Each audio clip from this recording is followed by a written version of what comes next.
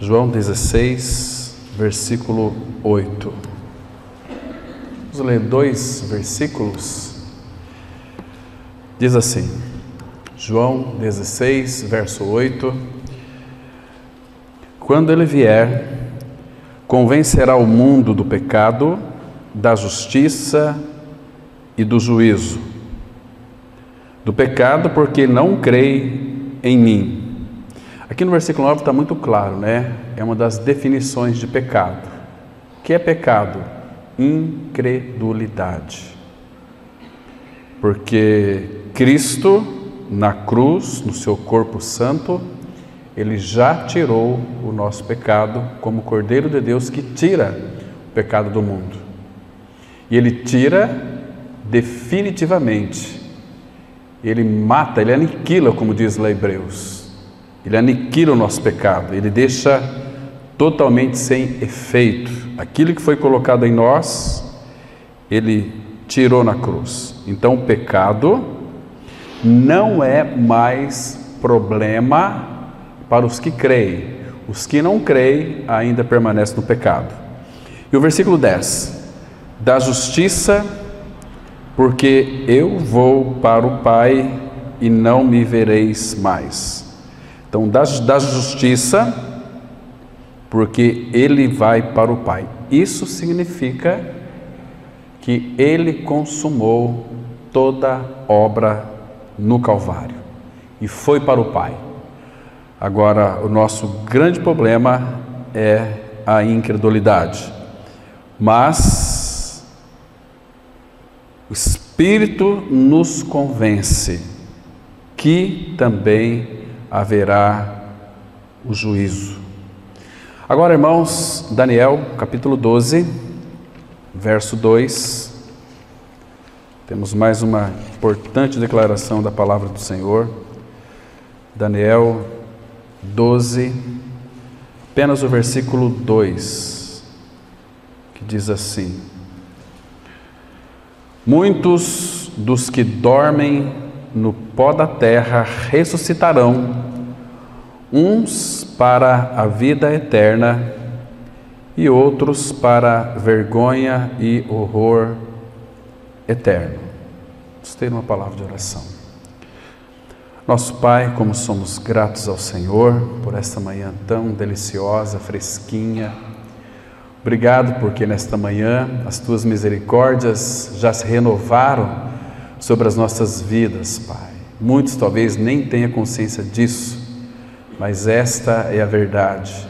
E também nós sabemos que as Tuas misericórdias, elas são a causa de nós não sermos consumidos. Obrigado, Pai, porque Tu és um Pai da misericórdia, Tu és um Deus da misericórdia, Tu és a própria misericórdia. O Senhor teve misericórdia de nós. Obrigado porque o Senhor também tem prazer na misericórdia. Pai, como somos gratos ao Senhor. Obrigado pelo sustento. Obrigado, Pai, pela inteligência e capacidade de pensar que o Senhor deu a cada um de nós. E precisamos de Ti nesta manhã, que Teu Espírito traga esclarecimento e edificação para nós, o Teu corpo, a Tua igreja, os Teus redimidos. Te damos muitas graças pela revelação e manifestação da graça, que mediante a graça nós podemos crer que fomos inseridos no corpo de Cristo e com Ele fomos mortos, morremos para o pecado. Agora a obra, o caminho da cruz está trabalhando para que então o Senhor conquiste a nós mesmos pela cruz, que cada vez mais, Pai, pelo Teu Espírito, haja em nós uma transformação, um despojamento e cresçamos no Senhor, Pai. Ministre nesta manhã aos nossos corações, nós confiamos a Tua palavra a Ti mesmo, a abençoe e traga de volta para nós como este pão que verdadeiramente satisfaz a nossa fome. Nos dê alegria na recepção da Tua palavra e na transmissão da Tua palavra. Em nome de Cristo oramos. Amém. Irmãos, muito claro, todos nós sabemos, como filhos de Deus, que haverá um dia do juízo. Que o Espírito nos convença disso, irmãos, que em breve tempo nós vamos estar diante do Senhor. Agora, por outro lado, nós percebemos que, de fato, tem havido muita negligência por conta daqueles que, de fato, conhecem o Senhor, mas que não têm vivido uma vida de perseverança no Senhor. Claro, isso também envolve os últimos tempos, a apostasia dos últimos dias. Então, nós percebemos que tudo, de fato, está sendo regido pelo Senhor de toda graça, que assim Ele estabeleceu na sua palavra, porque Ele sabia que nos últimos dias as coisas se processariam dessa forma. Muitos não se importariam, né, para a grande festa, Mateus 22:5, quando então Ele pediu para que chamasse os seus servos do Senhor Jesus, para que viesse às bodas. Eles estavam muito afincados no seu trabalho. Às vezes, no dia da festa, nós temos que trabalhar na medida em que Cristo vai nos dando a capacidade e nos chamando para esse trabalho efetivo para Ele, mas sempre com um pensamento em mente. Logo, no final do dia, ou talvez à meia-noite, Ele vai vir nos buscar para a grande festa, que é as bodas do Cordeiro. E aqueles que estavam trabalhando, quando foram chamados para as bodas, a Bíblia diz em Mateus 5 que eles não se importaram. Aí cada um foi para o seu trabalho, cuidar dos bois, cuidar do casamento, de uma série de coisas, mas não quiseram participar daquela grande festa. Queridos, a morte, ela é considerada para muitos a rainha dos terrores. Muitos estudiosos chegaram a essa mesma conclusão, que a morte, ela é a rainha dos terrores. E Jó vai dizer que quando uma pessoa então, ela de fato não descansa no Senhor, ela no dia então que ela desce para a sepultura, para o Hades, ela será tomada da sua tenda, onde vive, onde está confinada, e ela é levada ao rei dos terrores, que é o próprio Satanás, né? Então, que tristeza, irmãos. Esse texto aqui de Daniel é um texto apontando para os dias finais, para os nossos dias. Claro que isto aqui é tão claro, foi escrito há muitos anos atrás, séculos atrás, mas essa palavra ela é tão atual para nós porque ela continua atuando, como Provérbios fala, que como que a sepultura ela está com sua boca escancarada e ela não se cansa de receber os seus mortos. Os seus mortos, a sepultura tem os seus mortos, aqueles que foram separados para a sepultura, que lá ficarão eternamente, né? Não que Deus os lançou para lá, como eu disse para vocês aqui anteriormente, o que leva uma pessoa para o Hades, para a sepultura, para a realidade do inferno, é a sua própria incredulidade. Então isso é terrível, quando nós não cremos naquilo que Cristo é e fez por nós, porque nós temos em nossas mãos esse testamento, irmãos.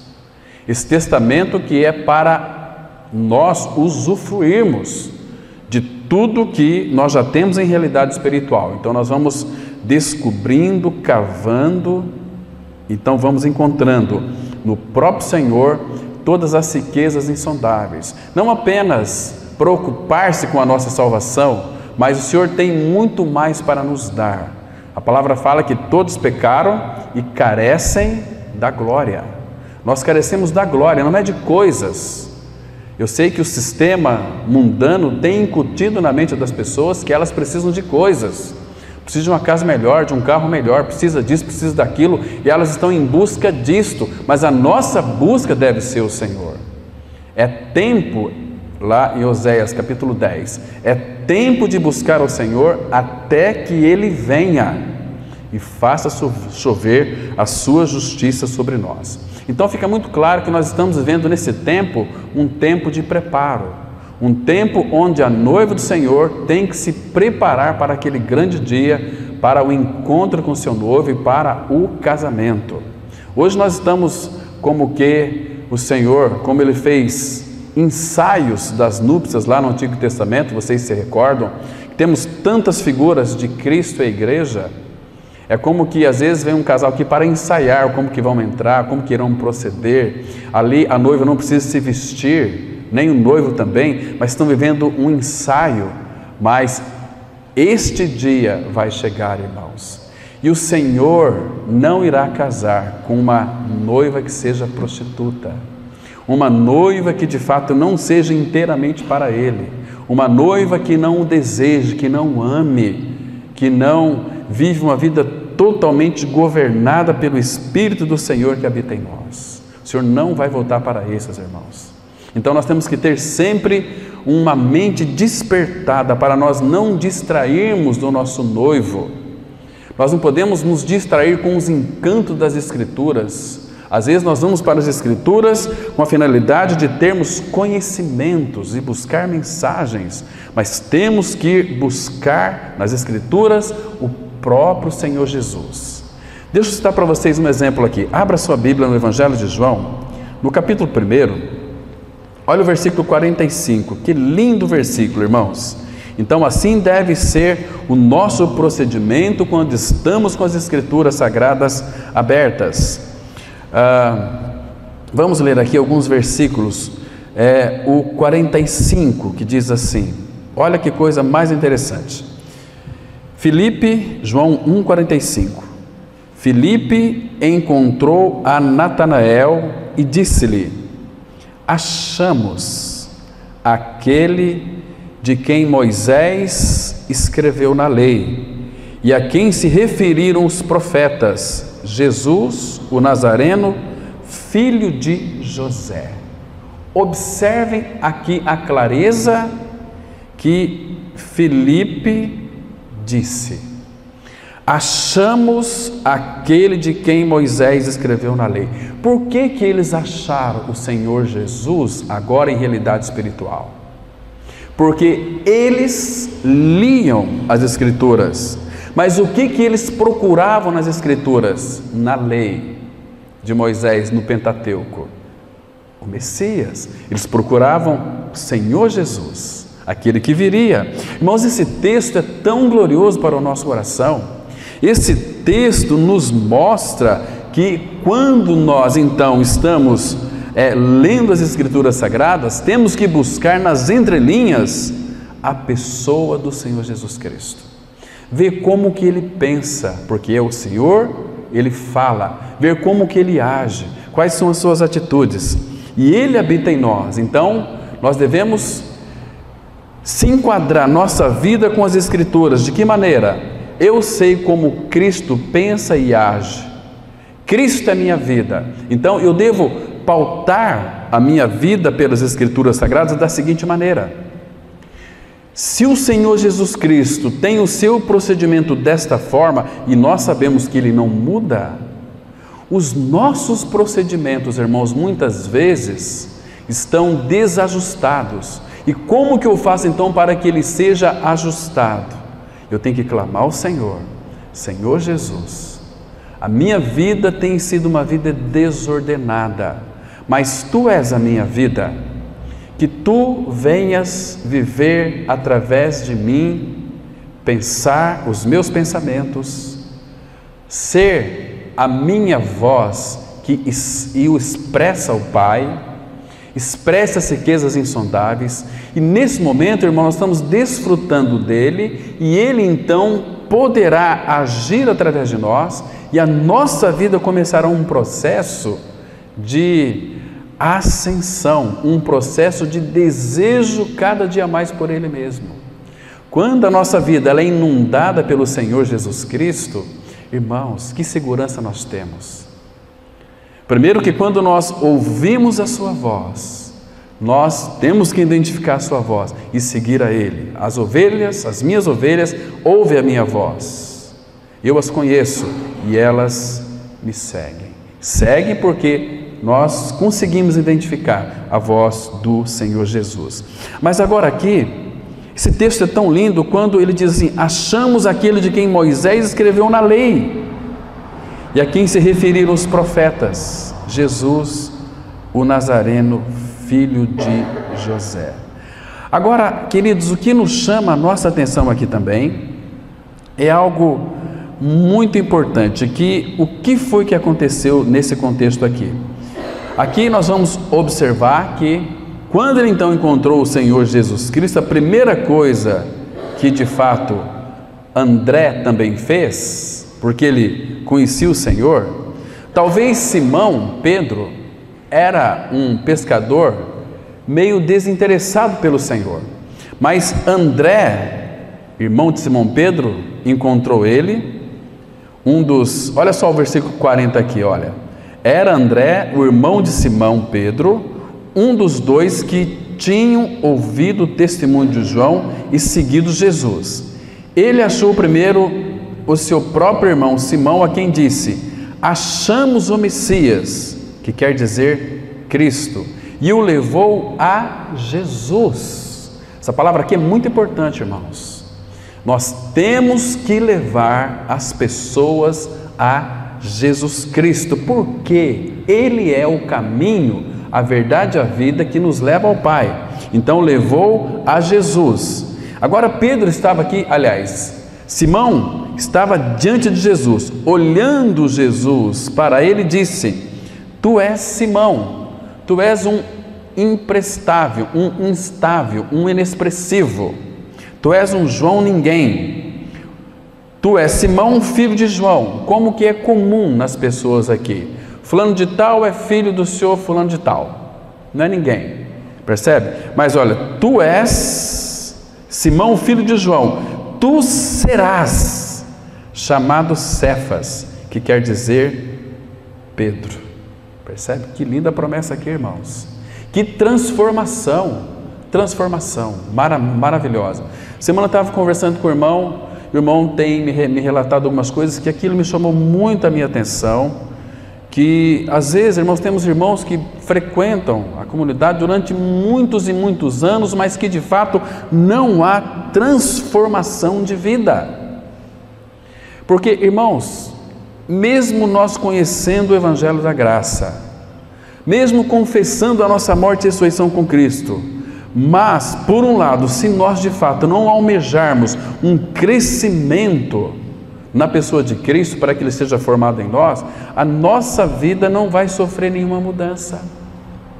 Nós vamos ser simplesmente pessoas que então temos um distintivo bastante grande de cristão, mas nós não expressamos a Cristo, nós não fazemos com que Ele seja conhecido. Nenhum dos desejos do Pai, segundo a visão de um querido irmão, é conhecer Jesus Cristo crucificado e torná-lo conhecido mediante a graça. Essa graça que é uma graça habilitadora, uma graça capacitadora, como diz Paulo em 1 Coríntios 15, versículo 10. Eu sou menor de todos os apóstolos, nem sou digno de ser chamado dos apóstolos, mas eu trabalhei muito mais do que todos eles, não eu, mas a graça de Deus comigo. Irmãos, é necessário que nós tenhamos um coração inclinado para buscar e conhecer o Senhor, porque senão, queridos, vai chegar um dia que vamos estar diante do nosso Pai, e o Espírito Santo, se não convenceu ainda, creio que muitos já convenceu do pecado. Então nós podemos crer no Senhor como Cordeiro de Deus que tira o pecado do mundo, e a obra na cruz foi perfeita. Ele crucificou a nossa velha natureza. O velho homem já morreu com Cristo. Tem até um cântico, né? Já morreu o nosso velho homem. Foi crucificado. O problema do pecado já foi resolvido, a obra já foi feita. Então temos que nos apropriar desta verdade. Estamos libertos do pecado em Cristo. Morremos com Ele, mas não parou apenas na morte. Nós fomos ressuscitados juntamente com Cristo. Cristo é a nossa vida. Então este é um fato. Agora, meus queridos irmãos, nasci de novo, e agora? E agora? O que tem adiante de nós é que o próprio Espírito Santo já nos convenceu, se não convenceu, ele tem que nos convencer de que haverá o dia do juízo. Claro que às vezes aquele texto de Romanos 8:1 pode ser jargão religioso para muitos. Portanto, agora nenhuma condenação há para os que estão em Cristo Jesus. Verdade, é um fato. Não vai haver nenhuma condenação para os que estão em Cristo. E se está em Cristo, o crescimento da vida dessa pessoa, por estar ligado ao cabeça, é um crescimento natural, é um crescimento ascensional, é um crescimento onde nós podemos responder ao Senhor. Como uma criança, ela cresce naturalmente.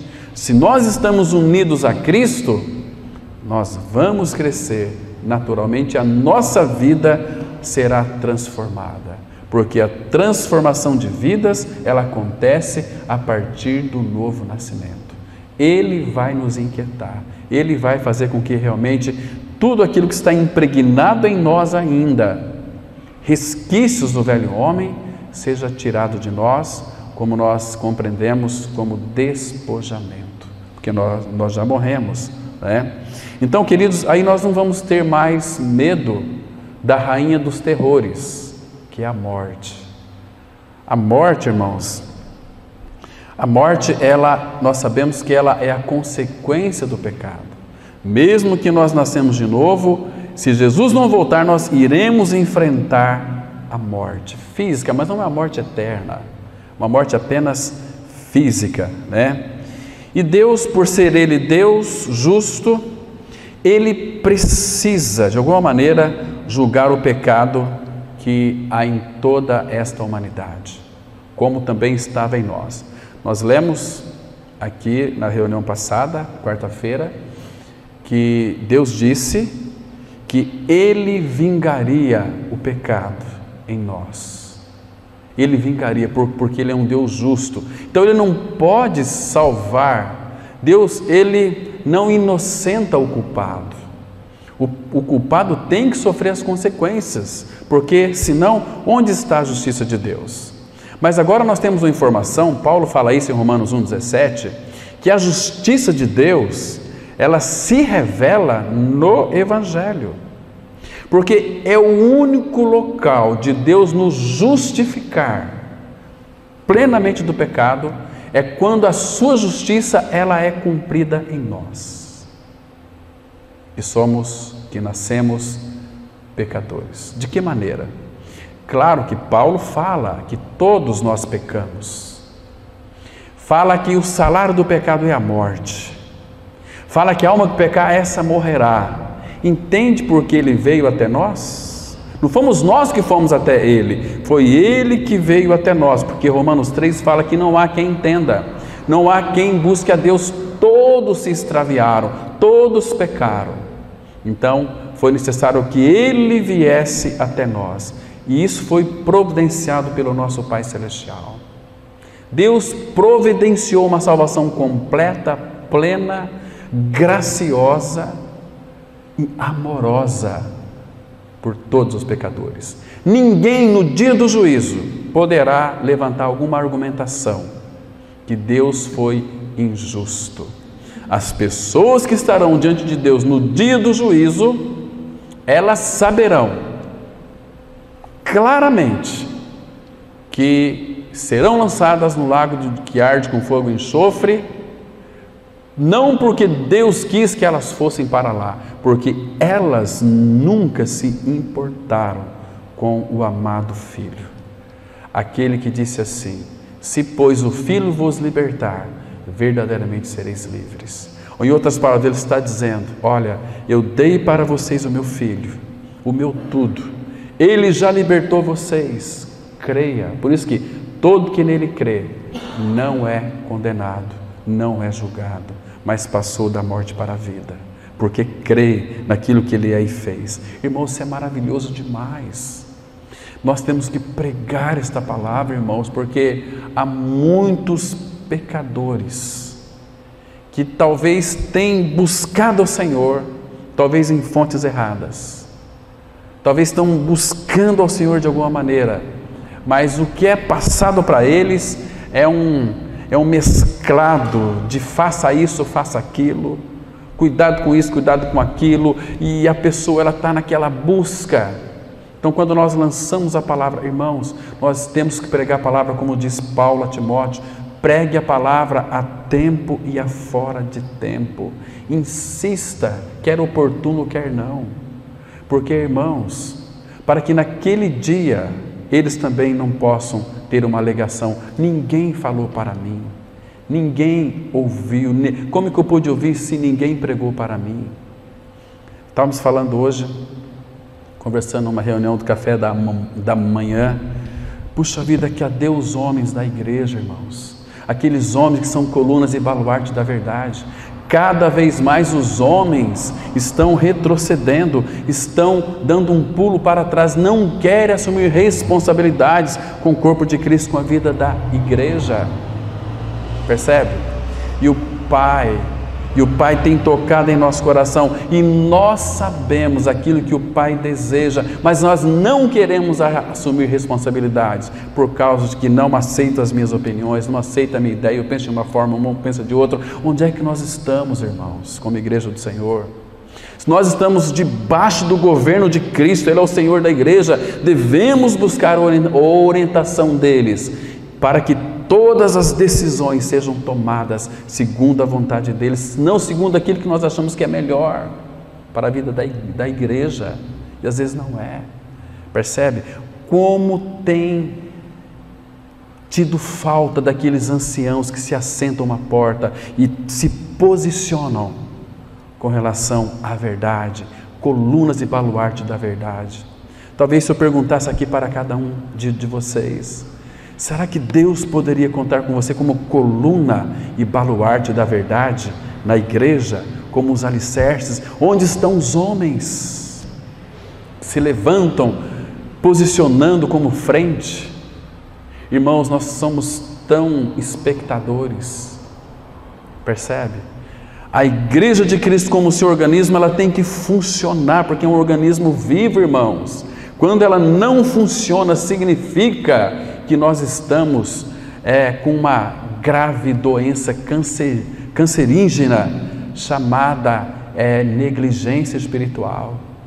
Nós não estamos assim, porque o Senhor nos habilita. Quando então nós demos um passo à frente e fala: Senhor Jesus, eis-me aqui. Claro que o Espírito vai nos tomar e vai nos habilitar e capacitar para determinada função. Muitos, infelizmente, não têm buscado aos pés do Senhor qual é a minha função dentro do corpo de Cristo e para que eu fui chamado. Ele não nos chamou para tirar do inferno e colocar no céu apenas, irmãos. Cada um que foi salvo pelo Evangelho é um evangelista, porque aquele legado não foi para alguns, quando ele disse lá em Mateus, aliás em Marcos capítulo 16 versículo 15: ide por todo mundo, pregai o Evangelho a toda criatura, quem crê e for batizado será salvo. Mas eu não tenho o dom da palavra, sim, eu entendo perfeitamente, mas nós temos, irmãos, boca para poder falar: olha, Jesus Cristo morreu numa cruz, atraiu você e a mim no seu corpo, nos fez morrer, fomos sepultados com Cristo, ressuscitamos com Cristo, Cristo é a nossa vida. Se você não crê nessa palavra, você está perdido eternamente. Nós temos dificuldade de falar isso, irmãos, a não ser que esta não seja a nossa realidade, porque se de fato nós passamos pelo Evangelho, significa que nós cremos no Evangelho. Agora o perigo reside aqui, quer ver só? Abra lá em 2 Coríntios, por favor, capítulo 4, 2 Coríntios capítulo 4. Esse texto aqui, irmãos, nos chama muito a nossa atenção. Diz assim, vamos ler aqui a partir do versículo 10. Bastante cuidado, com bastante atenção, bastante carinho, porque é a palavra do Senhor diz assim, 2 Coríntios 4, verso 10: levando sempre no corpo o morrer de Jesus. Quem são aqueles que vai levar sempre no corpo o morrer de Jesus? O que é o morrer de Jesus no nosso corpo? Ou em outras palavras, a mesma coisa dizer o seguinte: eu estou crucificado com Cristo, eu vivo uma vida de crucificado. Estou crucificado com Cristo, logo já não sou eu quem vive, mas Cristo vive em mim. Então, quando de fato eu vivo uma vida de crucificado, a expressão é Cristo, porque é não mais eu, mas é Cristo. Isso significa que tudo aquilo que Deus é em Cristo tem que se manifestar através de nós. Não mais eu, mas Cristo. Então, eu preciso levar uma vida de crucificado, levando sempre no corpo o morrer de Jesus, para que também a sua vida se manifeste. O que é a manifestação da vida de Cristo em nosso corpo, irmãos? Ele vai falar, usar os meus lábios para proferir aquilo que de fato é o negócio do Pai. O negócio do Pai, claro que é o Filho, mas o negócio do Pai é ter uma família de muitos filhos, que se parece com o seu Filho Jesus Cristo, Hebreus 2:10. É ter uma família de muitos filhos, semelhantes ao seu próprio Filho. Entende, irmãos? Então, a manifestação da vida de Cristo em mim é quando Ele é a minha vida, não apenas a minha vida, mas aqui há uma manifestação da sua vida em nosso corpo. As nossas atitudes, irmãos, têm que ser atitudes de crucificado, de não mais eu, mas Cristo. Percebe? Como devem ser as nossas atitudes?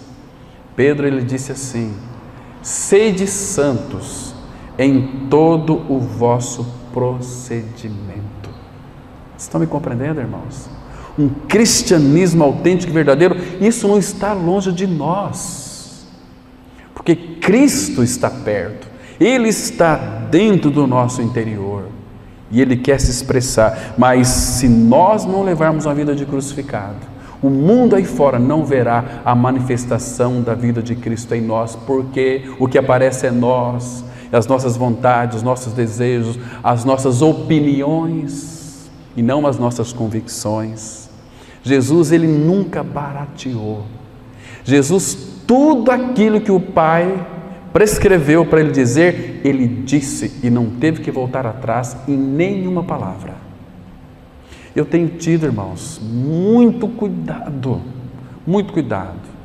com relação ao meu proceder agora também. Percebe? As minhas falas, as minhas conversas, para que as pessoas possam ver Cristo em mim. Paulo, escrevendo aos Coríntios, 1 Coríntios 16:14, ele diz assim: todos os vossos atos sejam feitos em amor. Por quê? Porque são feitos em Cristo.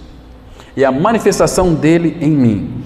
Aí ele diz assim no versículo 11: porque nós que vivemos somos sempre entregues à morte por causa de Jesus, para que também a vida de Jesus se manifeste em nossa carne mortal. De que maneira aqui, irmãos? Às vezes nós ficamos com esse versículo 10 e professamos e ficamos aqui apenas, mas nós não vemos a sequência dele e a importância que ele tem para nós. Agora veja que nós envolve não apenas o apóstolo Paulo, nós envolve toda a realidade deste organismo vivo que é a igreja, porque nós que vivemos, e nós vivemos por meio de Cristo. Quem por mim se alimenta, por mim viverá. Se nós não alimentamos de Cristo, nós vamos alimentar do mundo e a nossa vida vai ser totalmente mesclada com o mundo e vida cristã. Nós vamos viver uma vida dúbia. E Deus, Ele detesta, Ele abomina uma vida dúbia, de duplicidade, com o mundo e com Ele. É para nós descermos do mundo. Se você quiser ser frio, seja frio. Quer ser quente? Seja quente. Mas não fique vivendo uma vida de mornidão espiritual. Que Deus, Ele como que quer vomitar essas pessoas da sua boca. Porque eu não posso contar com eles. Porque nós que vivemos somos sempre entregues à morte por causa de Jesus. Queridos, por que coloca aqui o Espírito Santo essa palavra? Sempre entregues à morte por causa de Jesus. Porque Ele é a causa, Ele veio com uma finalidade para que nós tivéssemos vida, mas para muitos que Jesus veio visitá-los como vida, para trazer vida para eles, ou entregou Ele à morte para ser crucificado. Agora, nós conhecemos o princípio da vida aqui, para que também a vida de Jesus se manifeste em nossa carne mortal.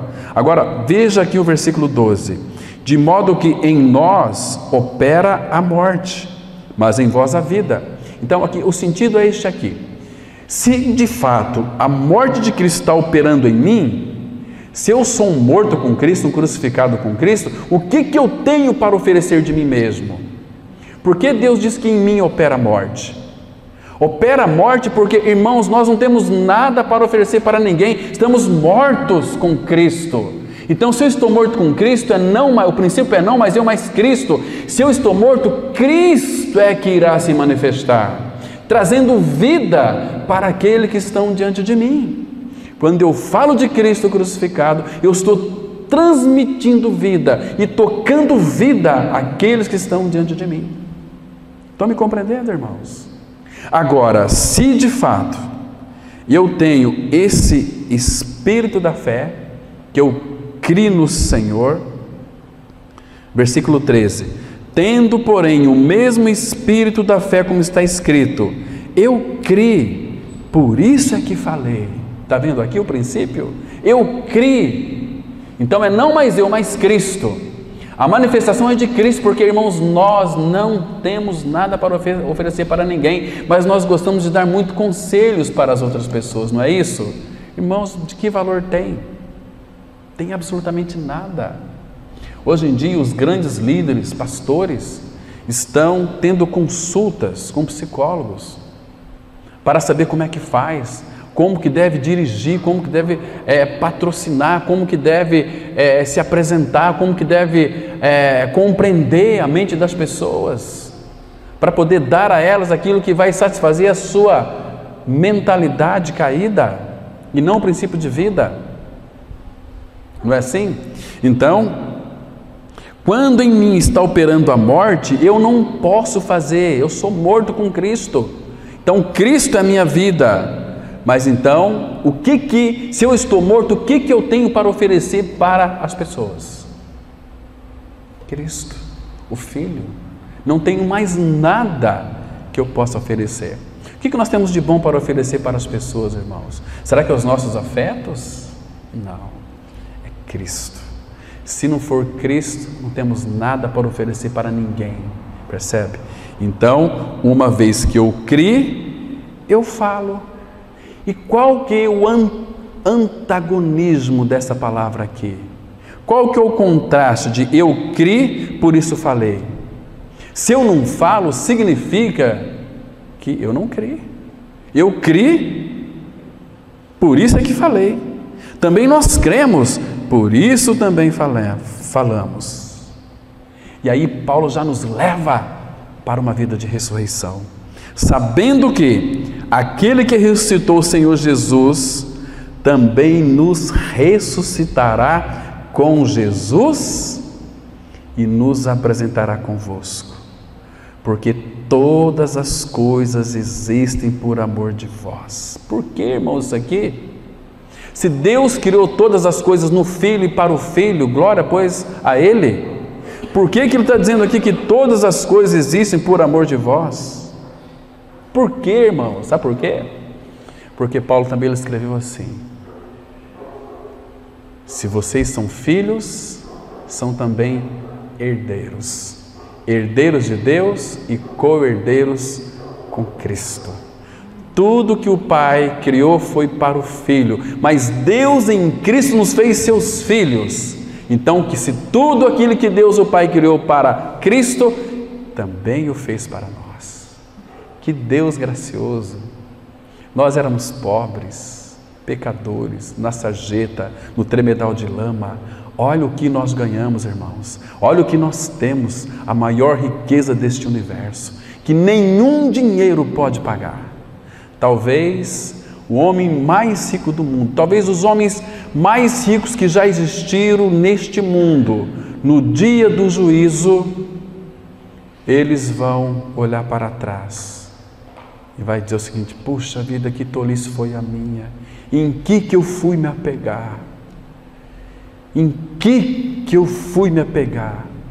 Coisas transitórias, coisas passageiras. A minha riqueza não tem valor nenhum diante daquele que é o todo valoroso, poderoso, e terão que se curvar diante do Cordeiro e serem lançados no lago que arde com fogo e enxofre.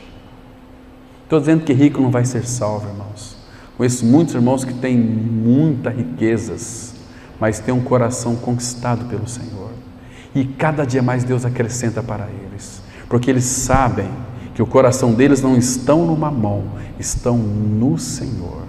Que maravilha! E continua dizendo o seguinte: porque todas as coisas existem por amor de vós, para que a graça multiplicando-se, irmãos, que coisa linda, multiplicando-se, torne abundantes as ações de graça por meio de muitos para a glória de Deus.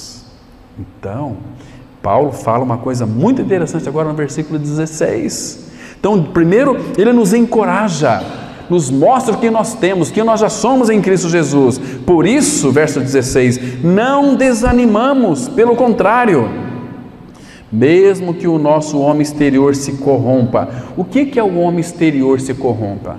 Falando aqui do seu corpo.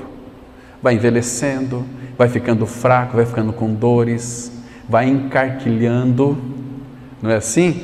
Ele vai se corrompendo, mesmo que o nosso homem exterior se corrompa, contudo, o nosso homem interior se renova, presta atenção aqui, irmãos, se renova de dia em dia, vai se renovando de dia, vou conhecendo o Senhor, vou tendo a mente renovada, e vou conhecendo mais de Cristo. Puxa vida, que delícia, porque quando você olha para o seu corpo, você vê que você já está velho, enrugado, um monte de dores, fala: Senhor, puxa, que maravilha esse tempo que eu tive em poder conhecer. Eu sei que em breve tempo eu vou poder te contemplar, tocar toda a realidade, porque hoje nós vemos em parte, mas também nós o veremos como Ele nos vê, conheceremos como Ele também nos conhece. E aí Paulo continua dizendo, essa fase de aperfeiçoamento, porque a nossa leve e momentânea tribulação produz para nós eterno peso de glória, acima de toda comparação. Por isso que Paulo fala assim lá em Romanos, capítulo 8, versículo 18, porque para mim tenho por certo que as aflições do tempo presente, guarde bem isso, as aflições do tempo presente não podem ser comparadas com a glória que há de ser revelada em nós. Irmão, isso é muito precioso. E as tribulações, o Senhor contribui para que ela seja favorável para o nosso enriquecimento espiritual.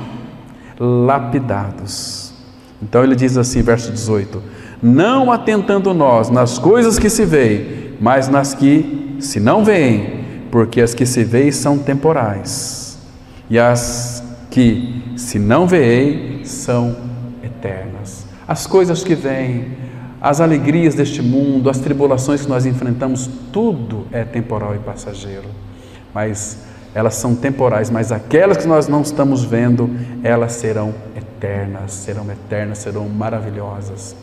Queridos irmãos, que maravilha isso!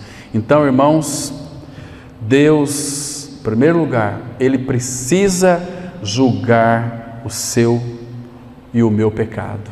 Isso Ele fez de uma forma tão maiúscula lá naquela cruz. Primeiro que Ele trabalhou num projeto de fazer com que o Verbo se fizesse carne, João 1,14. E o Verbo se fez carne e habitou entre nós, cheio de graça e de verdade. Agora, queridos irmãos, uma coisa que é muito gostosa para o nosso coração, abra aqui comigo, por favor, em Romanos, capítulo 8, versículo 3.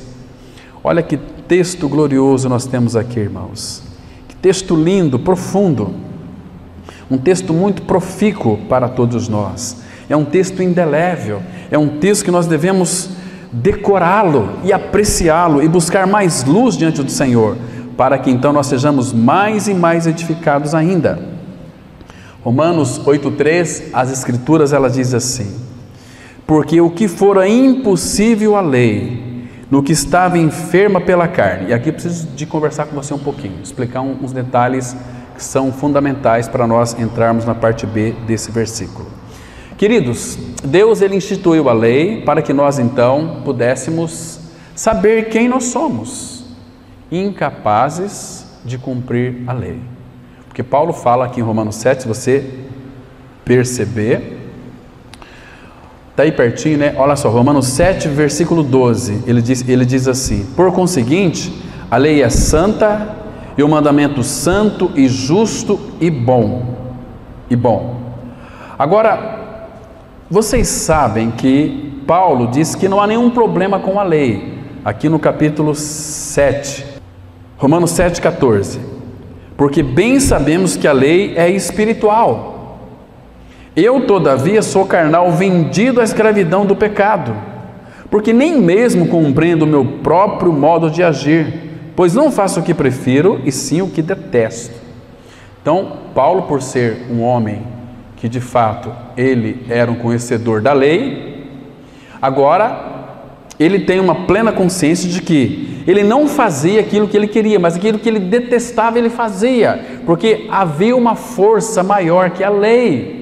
E a carne não consegue, por melhor que ela seja, bem educada, não consegue alcançar o patamar do cumprimento da lei. Ele diz: miserável homem que sou. Por isso que ele fala no versículo 25, a parte B: eu de mim mesmo. Presta atenção aqui, irmãos. Aqui muitos falam que Paulo está falando de uma forma que ele já era fiel. Aqui Paulo já era regenerado, mas está se reportando quando ele vivia debaixo da lei. Ele fala assim: graças a Deus por Jesus Cristo, nosso Senhor, de maneira que eu de mim mesmo, dele mesmo, com a mente, sou escravo da lei de Deus, mas segundo a carne, da lei do pecado. Paulo, de Paulo mesmo, o homem do homem mesmo, ele é escravo da lei e do pecado. Muito claro aqui. Entende? Mas aí, irmãos, quando de fato nós estamos em Cristo Jesus, ele diz algo fundamental para nós. Agora, Romanos 8:1, porque a Bíblia não tem capítulo nem versículo. Já entra no capítulo 8. Agora, pois, já nenhuma condenação há para os que estão em Cristo Jesus, porque a lei do Espírito da vida em Cristo Jesus te livrou da lei do pecado e da morte. Quando que nós fomos libertados da lei da morte e do pecado? Primeiro que nós sabemos que para a carne não tem jeito. Ele fala aqui em Romanos 7,18: porque eu sei isto é, na minha carne não habita bem nenhum. Como é que a carne vai querer tentar obedecer a lei de Deus? Não habita bem nenhum. Os profetas falam que a nossa chaga é incurável. Então, o que Deus aplica para nós aqui? Romanos 6,6. Olha, saibam vocês que o velho homem de vocês foi com ele crucificado, para que o corpo do pecado seja destruído e não sirvamos o pecado como escravos. Romanos 7,14, 7,4. Assim também, meus irmãos, vocês morreram para a lei. Assim, meus irmãos, também vós morrestes relativamente à lei, por meio do corpo de Cristo, para pertencer a outro, a saber, aquele que ressuscitou dentre os mortos, a fim de que frutifiquemos para Deus. Nós morremos para a lei, mas Deus não cumpriu a sua lei em nós? Claro que cumpriu. De que maneira?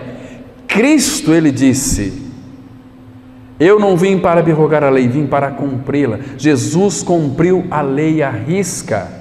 A obra que Cristo veio fazer é plena e perfeita. Depois que ele cumpriu toda a lei, vocês se lembram, ele foi para a cruz, levantado da terra. Na cruz, fomos atraídos no corpo dele, fomos crucificados e morremos com Cristo.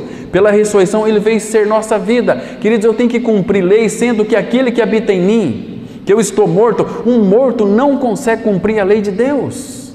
Aquele que vive e habita em mim, esse não é que ele vai cumprir, ele cumpriu, ele é a própria lei. Agora a lei de Deus tornou para mim a lei do amor, porque aí o versículo 2 de Romanos 8 faz sentido para mim, porque a lei do Espírito da vida em Cristo Jesus te livrou da lei do pecado e da morte. Irmãos, aí ele fala outro detalhe importante, verso 3: porquanto que fora impossível a lei, não tem, para nós é impossível cumprirmos a lei, irmãos. No que for impossível a lei, no que estava enferma pela carne, olha aqui, irmãos, isso quem que fez? Isso fez Deus, enviando o seu próprio Filho, em semelhança de carne pecaminosa, e no tocante ao pecado, e com efeito condenou Deus na carne o pecado. Qual o pecado que Deus condenou em Jesus, na cruz? O meu e o seu pecado. Nós somos condenados, fomos julgados na cruz. O amor de Cristo nos constrange, julgando nós isto. Um morreu por todos, logo todos morreram. Você está morto. Cristo é a sua vida. Que lindo é isso, irmãos. Que precioso é isso. Isso não cabe, irmãos, na mente de religioso. Isso não cabe nesses crentes reteté, falando com todo respeito, porque eles não querem conhecer o Senhor, não querem conhecer a obra maravilhosa do Cristo crucificado. Irmãos, como tem sido esquecido em nossos púlpitos o Cristo crucificado. Paulo, chegando aos Coríntios, ele disse o seguinte, 1 Coríntios 2:2, porque decidi nada saber entre vós, senão a Jesus Cristo e este crucificado. Irmãos, não existe outra mensagem, não existe outro caminho, não existe outra maneira de obtermos a vida de Cristo. É por essa obra tão maravilhosa que Ele realizou por cada um de nós. Na cruz, que texto lindo, irmãos, que texto precioso. Ontem eu nem consegui citar ele falando lá no sepultamento, quando fomos semear o corpo do irmão. Não consegui citar aquele texto. Que Deus, na pessoa de Cristo, na cruz do Calvário, Hebreus 2:9, Ele provou a morte por cada um de nós. Que coisa maravilhosa, que coisa mais linda. Então, se Ele provou a morte por cada um de nós, irmãos, nós estamos livres deste vírus maldito, que não é o coronavírus, mas o vírus da morte. Ele arrancou de nós, fomos atraídos, puxou-nos para a cruz, e lá Ele deu fim no meu e no seu pecado. Estamos livres, somos livres, irmãos, para crescermos. Não temos que temer a morte, sabe por quê? Porque a morte, ela foi vencida por Cristo na cruz. Vamos ler um texto lindo aqui, irmãos, de Hebreus, capítulo 2, versículo 14 e 15. Olha só que coisa preciosa. Então, aqui nós temos uma declaração tão importante para o nosso coração, que diz assim, Hebreus 2, verso 14 e 15. Visto, pois, que os filhos têm participação comum de carne e sangue. Claro, todos nós somos carne e sangue. Destes, ou seja, de carne e sangue, também ele, Jesus, igualmente participou. Para quê? Jesus se fez carne aqui, em outras palavras, ele está dizendo o seguinte, Jesus se fez carne para que, por sua morte, destruísse aquele que tem o poder da morte. Jesus, pela sua morte, destruísse aquele que tem o poder da morte, a saber, o diabo, e livrasse todos que, pelo pavor da morte, estavam sujeitos à escravidão por toda a vida. Está vendo, irmãos? Que maravilha! Na morte de Cristo, Ele destruiu a morte.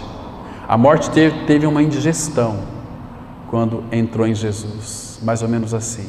Olha, eu vou lhe destruir, mas eu acabo com você. A morte entrou em Jesus, e Jesus destruiu na sua morte a morte. Na morte de Jesus foi a morte da morte. Entende porque Paulo, ele brinca com a morte? Ele faz assim, aquelas chacotas com a morte. Vamos ver esse texto lá, irmãos? Texto tão gracioso, 1 Coríntios capítulo 15, olha que lindo texto nós temos aqui. 1 Coríntios capítulo 15, temos aqui no versículo 54 em diante, olha que coisa mais preciosa, diz assim a palavra.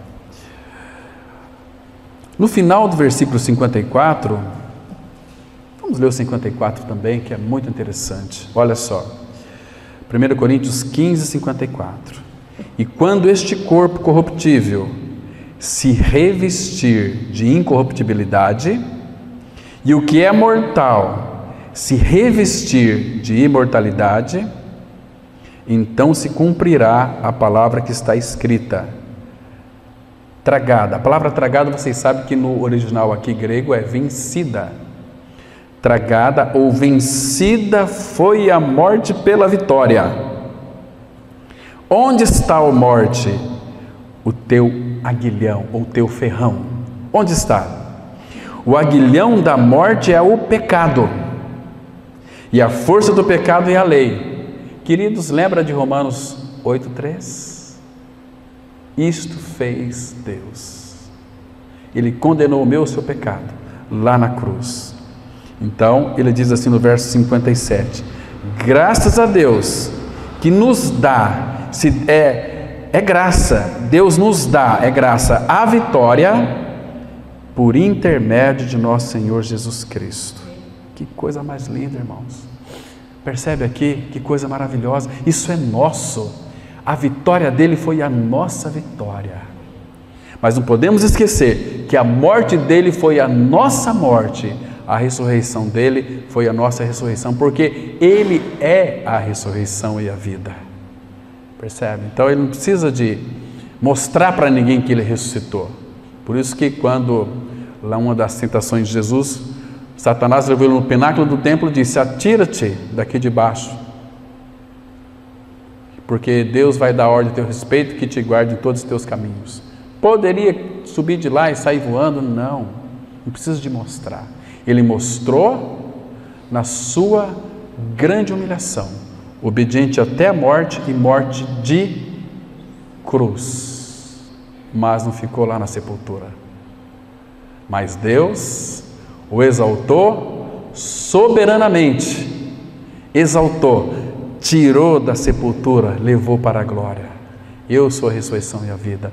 E o que é mais interessante, irmãos, graças ao Senhor, porque esse versículo está escrito, que diz assim, e juntamente com Ele nos ressuscitou e nos fez assentar nos lugares celestiais em Cristo Jesus. Ele nos tirou de uma posição, nos levou para uma posição pela fé, lugares celestiais em Cristo. É essa a nossa posição em Cristo, assentados nos lugares celestiais em Cristo. Que segurança Jesus nos dá, irmãos. Isso é tão maravilhoso, porque Ele de fato morreu. Nosso amado Senhor, irmão, Ele tem nas suas mãos, as chaves da morte e da vida. Ele venceu todas as coisas. Por isso que achei muito interessante quando Lutero disse que o diabo, ele é o cão de Deus. Hoje ele tem que fazer somente aquilo que Deus permite que ele faça, porque ele comprou tudo, até os direitos legais da mão do diabo.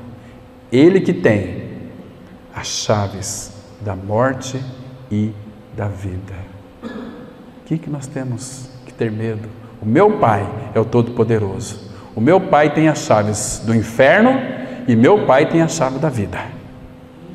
E Ele entregou essa chave para nós. Olha, vocês abrem a porta do reino para os pecadores. Não é assim? Que lindo, irmãos. A gente fica perdendo tempo, né? Muitas coisas. É tanta coisa para nós, irmãos, tanta riqueza que não tem tempo hoje para a gente poder ilustrar tudo isso de uma forma mais acurada, bem mais assim profunda. Vamos aqui em 1 Coríntios capítulo 2, estamos aí já pertinho. Veja aqui que coisa mais linda. 1 Coríntios capítulo 2, versículo 9, que diz assim: mas, como está escrito, nem olhos viram, nem ouvidos ouviram, nem jamais penetrou em coração humano o que Deus tem preparado para aqueles que o amam. Não é para qualquer. Tem filho de Deus que é filho, mas não ama. Amar o Senhor. Para amar o Senhor, como é que você vai amar o Senhor? Primeiro, vai ter um profundo desejo. Talvez se você não ama o Senhor hoje, mas você é filho, você creu, você é filho. E você chega para ele: Senhor, eu tenho muita dificuldade em amá-lo. Senhor, ensina-me a te amar. Você vai ter cada dia mais um profundo desejo de se relacionar com Ele. Não é assim que cresce no campo humano as nossas afetividades, se relacionando uns com os outros? No campo espiritual também é, tendo intimidade com o Pai, vai crescendo no Pai. Ele vai se revelando a você.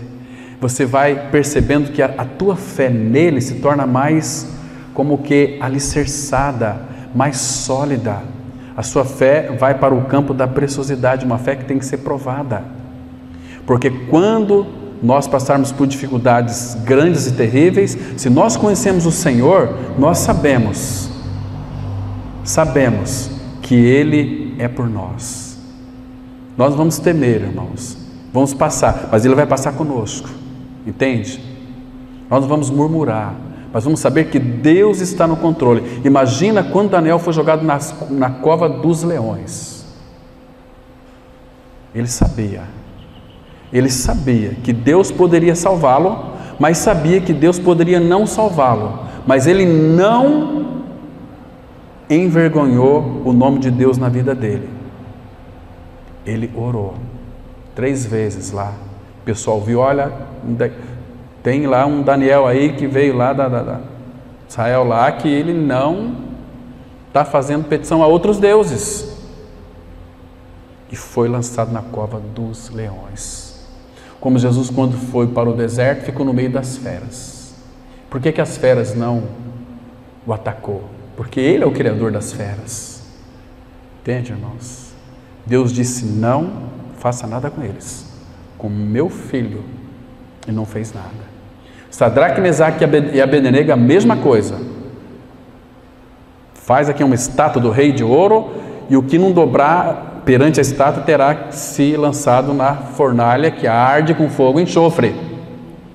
E de repente tocaram o símbolo, a sata, aqueles instrumentos, todo mundo se prostrou, e aqueles 3 jovens: rei, tem 3 jovens lá que não se prostraram diante da estátua que tu fizeste. Olha aqui, vou dar mais uma chance para vocês. Vou mandar tocar de novo a cítara, a gaita de fole, um monte de coisa. Vocês vão ter que se prostrar. Rei, não precisa nem tocar. Fique sabendo que nós não vamos prostrar diante deste poste ídolo que tu fizeste. Não é porque nós somos teimosos, mas nós queremos que só há um Deus Todo-Poderoso. Ele é o Senhor do céu e da terra. E se Ele quiser nos livrar da tua mão, Ele nos livra. Se não quiser também, nós vamos para a fornalha. E tocaram, eles não se prostraram. O rei ficou nervoso. Aquece aquela fornalha 7 vezes mais. E atou aqueles 3 jovens e jogaram dentro da fornalha que arde. Aqueles homens que lançaram Sadraque, Mesaque e Abednego, eles foram mortos. Mas o rei ficou inquieto. E o rei disse assim: nós não lançamos 3? E eu vejo 4. Irmão, quem estava ali no meio do fogo? Nosso Deus é o fogo consumidor. Entende, irmãos? Queridos, nós não conhecemos quem é o nosso Pai. Nós não conhecemos de quem nós somos. Se nós tivéssemos essa visão, esse vislumbre de quem é o nosso Senhor Jesus, de quem Ele é. A palavra fala que depois foram tirados de lá e nem cheiro de fumaça tinha na roupa deles. Que Cristo nós temos, irmãos, que Cristo nós temos.